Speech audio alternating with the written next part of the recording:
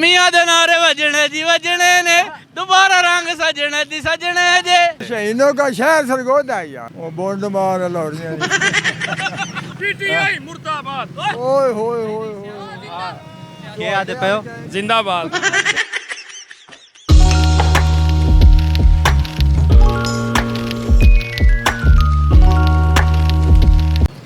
अस्सलाम वालेकुम ख़वातीन व हज़रात, मेरा नाम है सलीम कैस और आप देख रहे हो हेलो पाकिस्तान यूट्यूब चैनल। नाज़रीन, जैसे कि आप जानते हो कि मियां नवाज़ शरीफ साहब लंदन से 21 अक्टूबर को वापसी पाकिस्तान आ रहे हैं और सवाल ये पैदा होता है कि क्या आवाम उनका किस पुरजोश दिली से इस्तकबाल करेगी, किन अल्फाज के साथ उनको याद किया जा रहा है, उनके आने में कितनी आवाम एक्साइटेड है, कोई खुश है ना खुश है, ये जानते हैं आवाम की राय, आवाम की ज़ुबानी।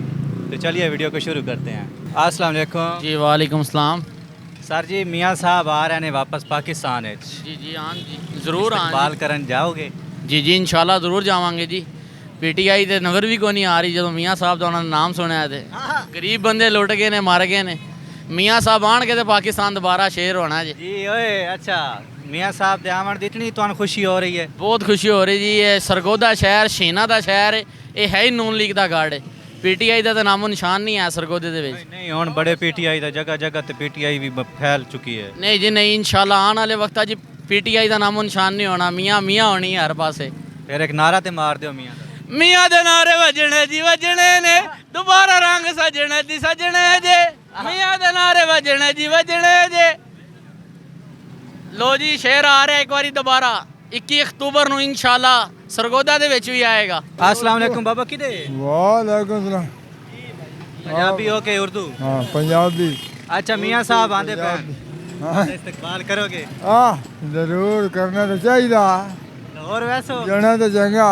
लाहौर वैसो? मेरे को साइकिल मैं लाहौर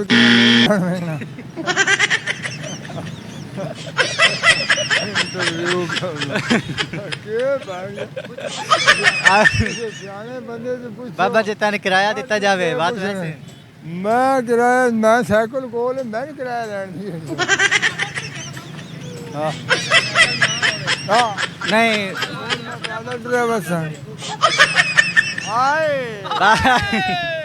बाबा तू एडा सोहना है, इतना बुढ़ापे दे विच के खूबसूरती दरा दे। क्यों ने शादियां घट की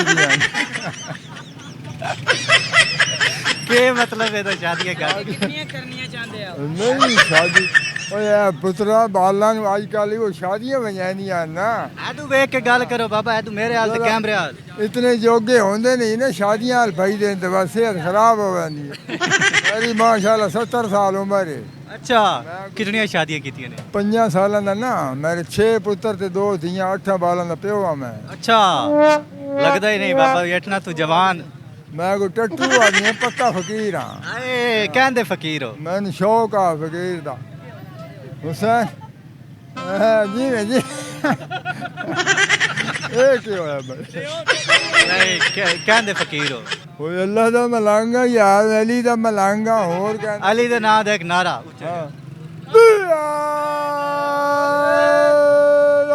बोलो बोलो बोलो अली लाल कलंदर मौत। बाबा हुण वाला और वैसो? ओ बोंड मार लौड़ियां लाल वैसा। क्यों बाबा जी? मैं सरगोदा शहीदों का शहर ठीक नहीं। नहीं ये तो ठीक है, मियाँ साहब दे इस्तकबाल ओ वास्ते। शहीदों का शहर सरगोदा है यार। बिल्कुल ऐसी गल है। बता लोगों के पीछे पौंदे हैं। नहीं तो मियाँ साहब दे इस्तकबाल वास्ते कोई वो नहीं बना? मियाँ साहब ने मिल था थोड़ी वास्ते बनाई खलोते मियाँ साहब। अच्छा बाबा जी, ये कदों तो तुसी ये साइकिल ते वधे हो? ये मन 13 साल हो गए। 13 साल हो गए।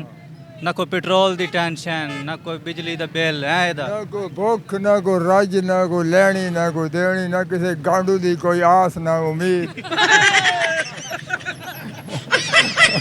अच्छा बाबा, कितना एक सफर का? रब नाल काल है। पीटीआई मुर्दाबाद ओए होए होए होए के आदे पे हो? जिंदाबाद। ਤੁਹਾਡਾ ਨਾ ਕੀ ਕੀਤਾ ਯਾਰ।